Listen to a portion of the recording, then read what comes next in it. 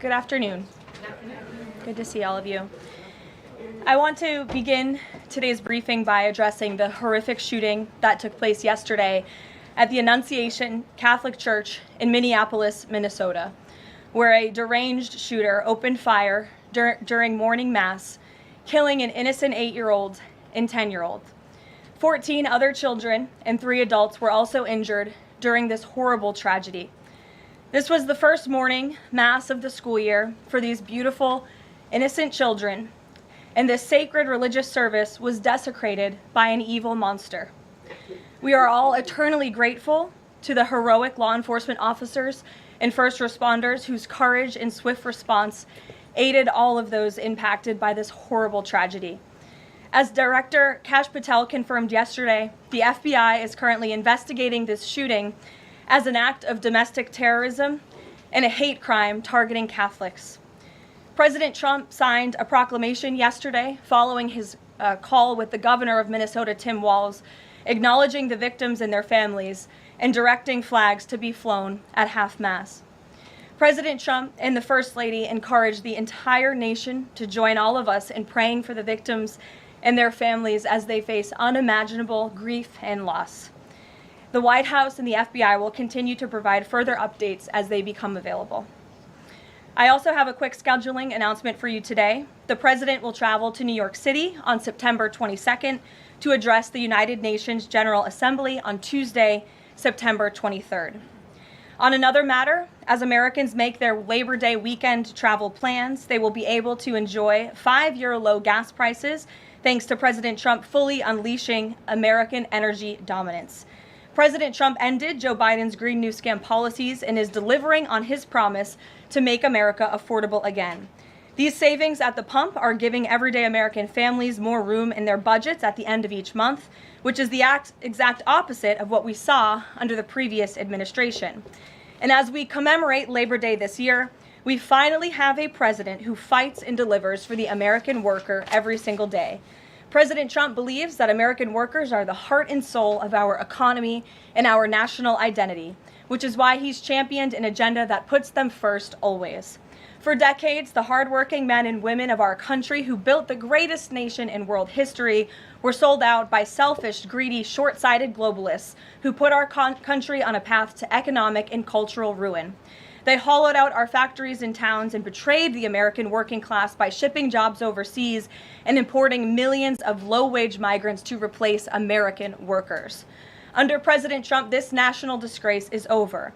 American workers are, once again, being put at the center of national trade policy, and the dignity of American labor is being defended.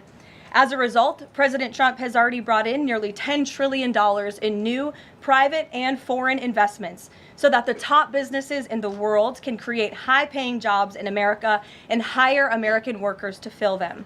In fact, since President Trump took office, the economy has added more than 500,000 new jobs to the workforce.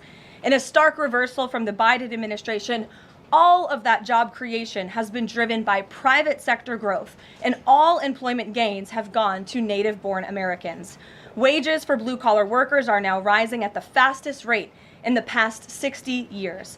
And the average American worker has already seen a $500 wage increase this year alone. Thanks to the largest middle tax cuts ever signed into law by President Trump, with no tax on tips, no tax on overtime, no tax on Social Security, Americans in all 50 states will keep more of their hard-earned money. The average American taxpayer will see a tax cut of nearly $4,000 because of these pro-growth provisions, according to analysis from the Nonpartisan Tax Foundation. In other news, President Trump continues to deliver on his promise to restore law and order to our nation's capital. Since President Trump's intervention, there have been more than 1,283 arrests right here in the District of Columbia. Total crime in D.C. is down 19%, and violent crime is down 30%. Carjackings in the district are down 67%. Homicides are down 57%. Robberies are down 40%. Motor vehicle thefts are down 32%. And assaults with dangerous weapons are down 23%. And property crime is down 18%. These numbers prove the president's bold actions to make D.C. safe and beautiful again are working, just like he said they would. And that's why on Monday, the president took additional action to sign an executive order taking steps to ensure that cashless bail in Washington, D.C. is eliminated.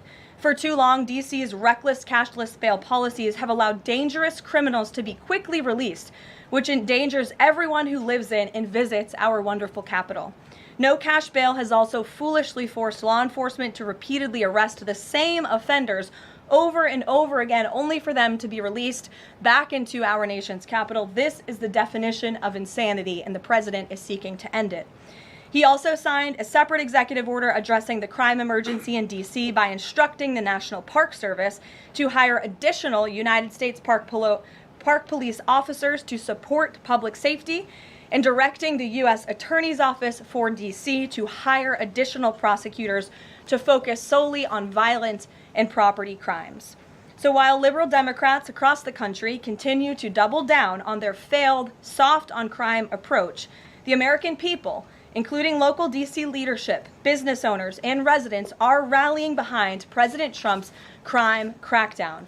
According to new polling, 81% of Americans say crime is a major problem in large cities across the country.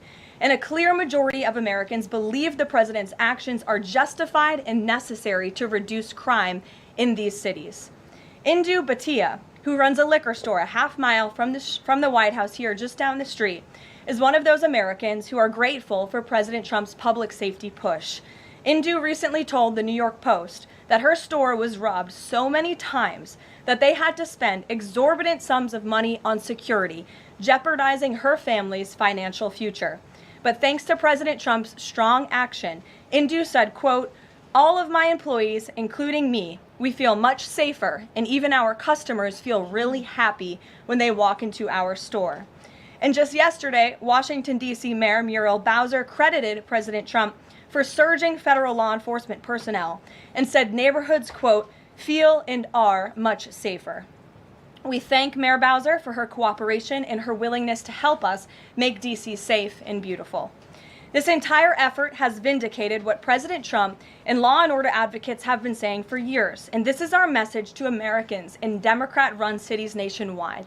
Decline is a choice. You don't have to live in constant fear of being robbed, raped, or murdered. Your leaders are lying to you, and they have been failing you for decades.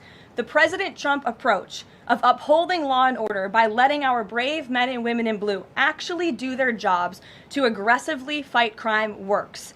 In just a few weeks, President Trump has done more for D.C. residents than Democrats did in 50 years. And this can be replicated in other crime-ridden cities across the nation. As President Trump has said, all of these elected officials in charge have to do is pick up the phone and ask for the president and the federal government's help.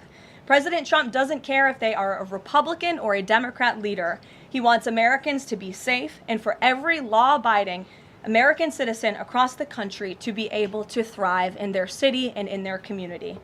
With that, I'll take questions. Here in our new media seat today, we have social media influencer, content creator, Brandon Tatum. Brandon, thank you so much for joining us today. Why don't you kick us off? Well, Karoline, thank you so much for having me. I really appreciate it. And on behalf of everybody that follow me, the millions of people that follow me, I want to say thank you for making the sacrifice and dealing with some of the most disingenuous people on planet Earth at times. I have two questions. The first question is associated with the shooting that occurred the other day. And I want to ask the question of, we know that it's not a gun thing. Any rational person knows it's not a gun thing. We know it's a mental health issue. So I want to know from you, what is President Trump and the White House going to do to address mental health issues around the country associated with these shootings? And the second thing is Chicago. You know, anybody with, and I say, with a connected brainstem knows that Chicago's crime is out of control. And young black men are getting killed, laying dead in the middle of the streets every single day in Chicago. No president has addressed any of these issues. And so what is the White House going to do to address issues in their capacity to deal with the conflict and violence in Chicago? Sure. Well, to your first question about this shooting in Minnesota, right now, the administration is focused on helping the people of Minnesota. It's been less than a day, of course, since this tragedy happened. We have federal law enforcement on the ground assisting local law enforcement. This investigation is ongoing. There's still a lot of facts to understand about these circumstances, and so we're going to continue to do that. As for Chicago and cracking down on crime, it is a priority of this administration to ensure that American cities are safe again, and I'm so glad that you brought up the crime in Chicago, because we've been seeing the governor of Illinois parading out there saying that there's nothing wrong with Chicago. It's a great place to live. There's no crime there. He doesn't need President Trump's help. Well, I think the residents of Chicago beg to differ, and the statistics beg to differ. And I'll just share a few of those statistics with all of you. For 13 consecutive years, Chicago has had the most murders of any U.S. city. This is J.B. Pritzker's legacy, by the way. For 7 consecutive years, Chicago has had the highest murder rate among U.S. cities with more than 1 million people. In 2024, just last year, Chicago's murder rate per capita was 3 times higher than Los Angeles and nearly 5 times higher than New York City. That's more than double the murder rate in Islamabad and nearly 15 times more than Delhi. Out of Chicago's 147,899 reported crimes this year, that's how many crimes have been reported in Chicago since January 1st. There have only been arrests in 16% of them. These numbers are unacceptable. There have been more illegal guns recovered in Chicago than in New York City and Los Angeles combined. The number of reported motor vehicle thefts last year was more than double the number in 2021. And Chicago has also, just like DC, come under scrutiny over discrepancies in its homicide data reporting. So as bad as these numbers are, perhaps they are even worse. And this is Governor Pritzker's legacy. He should put politics aside. He should pick up the phone and call this president, who would be more than happy to do right by law-abiding American residents in the city of Chicago, and we hope that he will. Gabe, and thanks for being here, Brandon. Gabe. Karoline, thank you so much. First, on the firing of the CDC director, first, Sure. Who will replace her? And then also, overnight, the White House said that she did not align with the president's agenda. Dr. Menard's attorneys say that she refused to rubber stamp unscientific, reckless directives and fire dedicated health experts. What specifically did she do wrong? Look, what I will say about this individual is that her lawyer's statement made it abundantly clear themselves that she was not aligned with the president's mission to make America healthy again. And the secretary asked her to resign. She said she would, and then she said she wouldn't, so the president fired her, which he has every right to do. It was President Trump who was overwhelmingly reelected on November 5th. This woman has never received a vote in her life, and the president has the authority to fire those who are not aligned with his mission. A new replacement will be announced by either the president or the secretary very soon, and the president and Secretary Kennedy are committed to restoring trust and transparency and credibility to the CDC by ensuring their leadership and their decisions are more public-facing, more accountable, strengthening our public health system, and restoring it to its core mission of protecting Americans from communicable diseases, investing in innovation to prevent, detect, and respond to future threats. That's the mission of the CDC, and we're going to make sure that folks that are in positions of leadership there are aligned with that mission. And briefly on another topic, Alligator Alcatraz. Last week, a judge on an environmental concerns lawsuit said that the administration had 60 days to wind down operations there, state officials did. Now, the administration has not been shy in fighting back against what it calls activist judges, but why is it backing down this time? We're not backing down. We've always said that we are going to continue to fight in the court of law for what's right, because we know that what this administration is doing with respect to all policy, but also immigration policy, is above the books, and we're abiding by our nation's immigration laws. And we think it's despicable that an activist judge has inserted themselves in this migrant detention facility to the point where DHS is now having to relocate these illegal immigrants to other detention facilities around the country. That is an unnecessary burden on the Department of Homeland Security and these agents who should be removing these criminals from our community. That's what the American people elected this president to do. So we've always maintained, Gabe, we're going to comply with court orders, but we're also going to fight back on them on the merits of the law. And DHS is in compliance while we disagree with this decision, and we'll continue to fight it in court. Let's go to... Hey, Go ahead. Thanks so much. So just following up on the CDC firing. Sure. Are you anticipating other changes there at CDC in addition to that firing? And is the administration going through in a very sort of organized fashion? Is there a task force that's going through high-level appointees to see who is or isn't aligned with the mission? Like, should we expect more changes? Not to my knowledge. I understand there were a few other individuals who resigned after the firing of Ms. Monarez. One of those individuals wrote in his departure statement that he identifies pregnant women as pregnant people. So that's not someone who we want in this administration anyway. So if people are not aligned with the president's vision and the secretary's vision to make our country healthy again, then we will gladly show them the door. Karoline, can I just follow up on... Go to the back. Thank you, Karoline. Go behind you, Andrew. Go ahead. Oh, thank you, Karoline.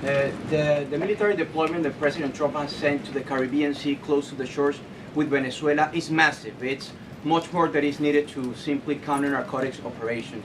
Is President Trump considering launching military strikes to military installments or facilities in Venezuelan soil? I won't get ahead of the president with respect to any military action or questions about that ever. But what I will tell you is that many Caribbean nations and many nations in the region have applauded the administration's counter-drug operations and efforts, and the president is prepared to use every element of American power to stop drugs from flooding into our country and to bring those responsible to justice. And as I've said from this podium before, the Maduro regime is not the legitimate government of Venezuela.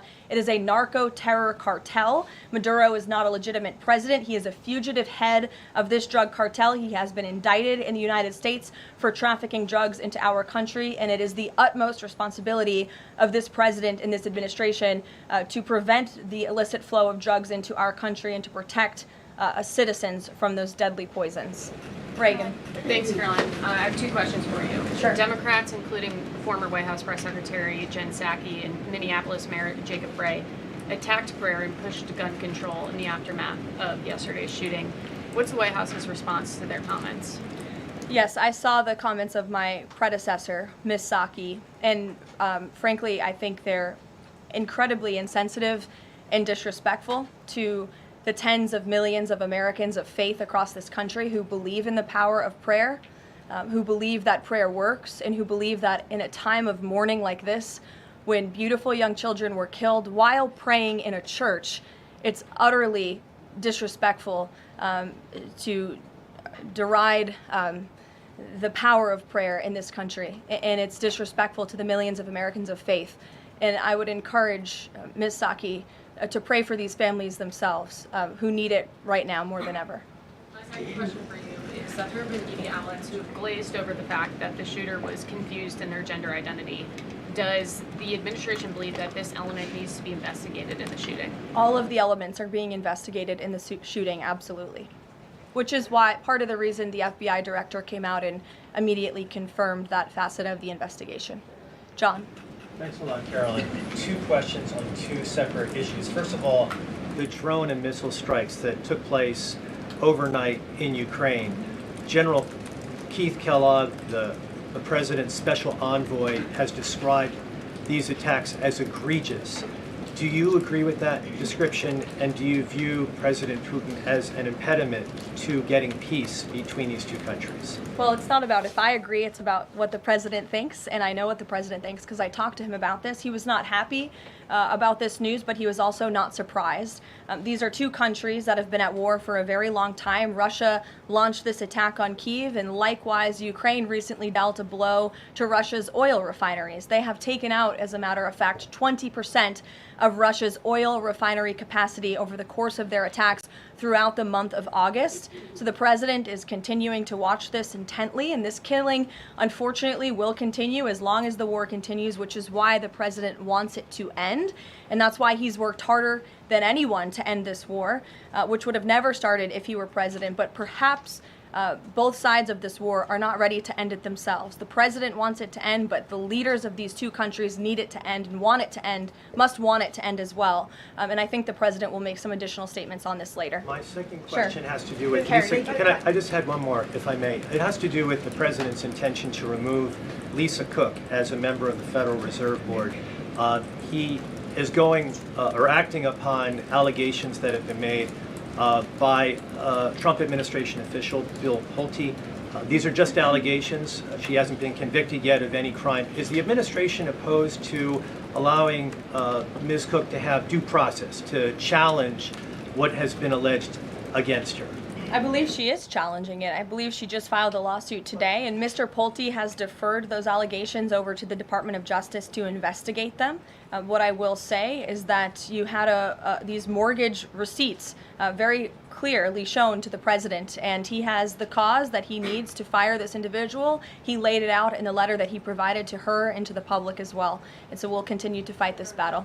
Carrie. Hi, Caroline. So the president just announced that he wants to have a convention right before the midterms next year. The DNC has countered that they too want to have a convention right before the midterms as well. What's the White House's response to that? And can you give us just a little bit of a hint or a tease here as to how the president envisions a convention for the midterms? Look, the president put out a statement on this earlier today. I'll let him speak further on the plans that he envisions, but I think he's very proud of the accomplishments and the achievements of his administration, as he should be. The most secure border in United States history, a crackdown on crime here in our nation's capital, an attack or a reversal of the attack on our energy industry from the previous administration. As I just pointed out to you, gas prices today, this Labor Day, are the lowest they've been since Labor Day in 2020. Our economy is bringing in trillions of dollars in revenue from all over the world again. So there's so much for Republicans and for the president and for Americans across the country to be proud of, and I think the president wants to see that celebrated. But for any further details on this as they come, we'll provide you with them. Iris. Thank you, Caroline. 2 questions on the shooting. What's the administration's message to some concerned parents across the country who might be now worried about their kids' safety in light of the latest incident? We completely and totally understand the concerns of parents across the country. This tragedy it's heartbreaking. As a parent myself, there are no words to describe just the heartbreak that these families must be enduring, which is why the president and the first lady have encouraged everyone to continue to pray for these families and these victims. And it's why this administration is focused on removing public safety threats from our communities. And in fact, I can share with all of you that last night in Washington, D.C., when arrests were being made, there was an arrest of a juvenile right here in D.C. in Ward 7 for threats to kidnap and injure, receiving stolen property, possession of a large capacity feeding device, unlawful possession of firearms and ammunition. A search warrant was executed, 7 firearms were recovered, and the juvenile was arrested after an investigation was initiated based on social media posts allegedly threatening violence towards a school. So this was a juvenile who was a risk to not just himself, but the community here in Washington, and he was removed from the community last night because of the law enforcement efforts of this administration. And I would also point to the statement of our wonderful First Lady that she released yesterday. She wrote, "The tragic mass killing in Minnesota illuminates the need for preemptive intervention in identifying school shooters. Early warning signs are often evident, with many individuals exhibiting concerning behaviors and making violent threats online prior to their actions. We encourage all Americans, as the old saying goes, if you see something, say something. If you see warning signs or threats, report it to law enforcement. This administration, federal law enforcement, will take those reports and those threats seriously. They will be treated as a law enforcement emergency, and we will act accordingly." And on the First Lady's statement, would the administration consider ramping up resources on these fronts to parents and schools across the country to help them look into these signs and prevent more tragedies? It's a very fair question, Iris. As for any potential future policy decisions or funding questions, it's just been over 24 hours since this tragedy occurred. Right now, we're focused on the FBI and their investigation and uncovering all the facts, and we'll leave those very important policy discussions to another day. Thank you, Caroline. Go ahead. Megan. I had a question about the Lisa Cook lawsuit that you mentioned. Does the president plan to wait until that lawsuit is resolved to appoint her replacement? I will leave that to the president to make that decision in that announcement himself. Brian. Thank you, Caroline. 2 questions. Bouncing off the CDC, situation at CDC, I'm curious if administration officials are pushing back on the president's agenda, privately, publicly, however, should they fear to lose their jobs going forward? Look, I think if you're doing your job well, and if you are executing on the vision and the promises that the president made to the public who elected him back to this office, then you should have no fear about your job. Just do your job. That's what this president wants to see.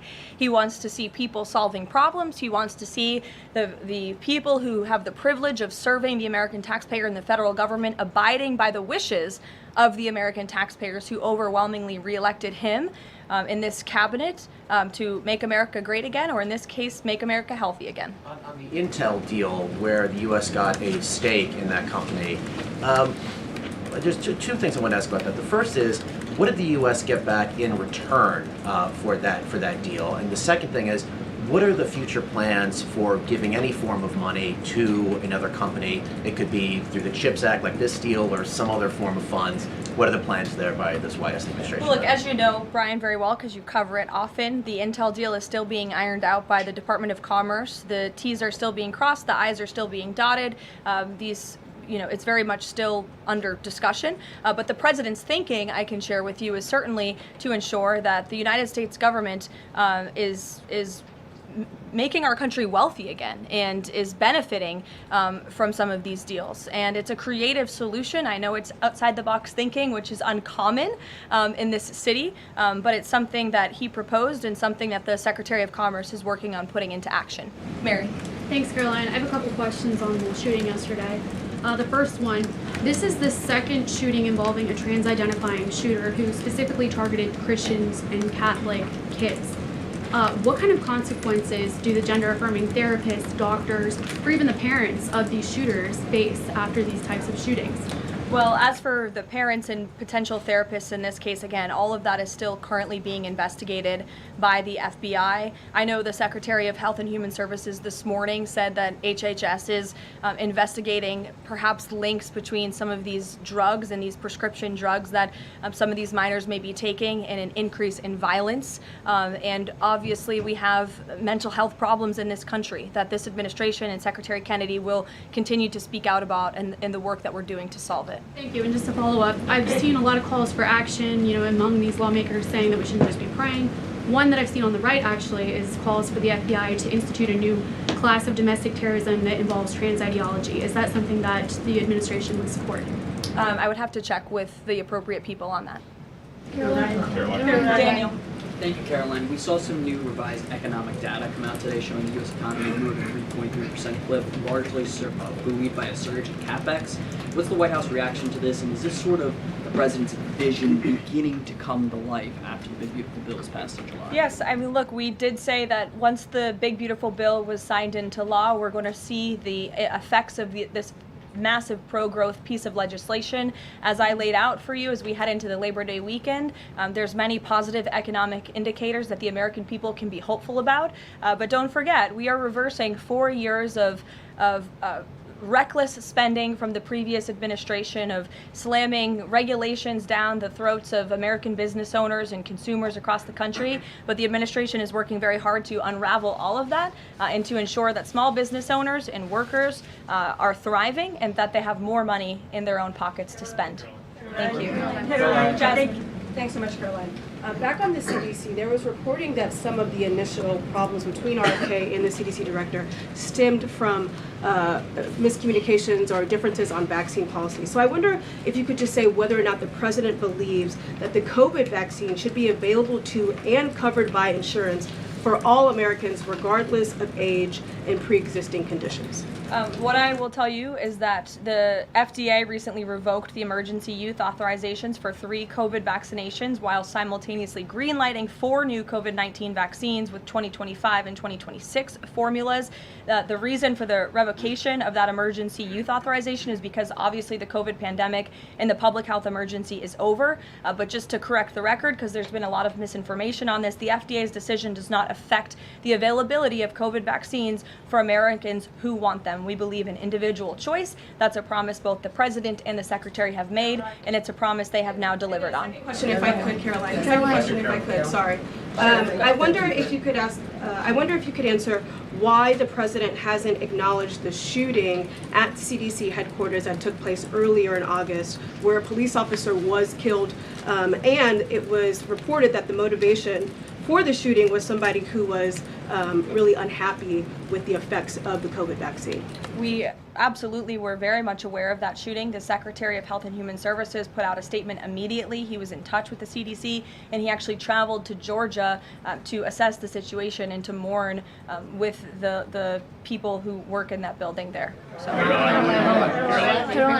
ahead. With respect to Labor Day, one of the most underrepresented groups right now are police officers. 30,000 police officers short in America right now. To Brandon's question, 1,300 short in Chicago, 3,000 short in New York, 500 short here in Washington, D.C. What can the White House, what can the President do to help recruitment of police officers? You've done well with the military and Border Patrol. What can be done to get more police officers on the streets of America? Well, the president has certainly been very successful in recruiting federal law enforcement. If you look at the ICE recruitment campaign that was led by he and our Secretary of Homeland Security, we've seen more than, I believe, 130,000 applicants to join ICE, which is just amazing. There's more applicants now than there are jobs to fill, and we're very grateful for that. Clearly, Americans want to serve their communities. They just need a leader who encourages them to do so. So maybe Governor Pritzker should spend less time demonizing the police, more time trying to recruit more police, and more time trying to call the President of the United States to get crime in his city under control. The President wants to allow law enforcement, whether it's state, local, federal, to do their jobs, to arrest criminals, to put them behind bars, and to remove public safety threats from American communities. He'll continue to do that. Thank you, guys.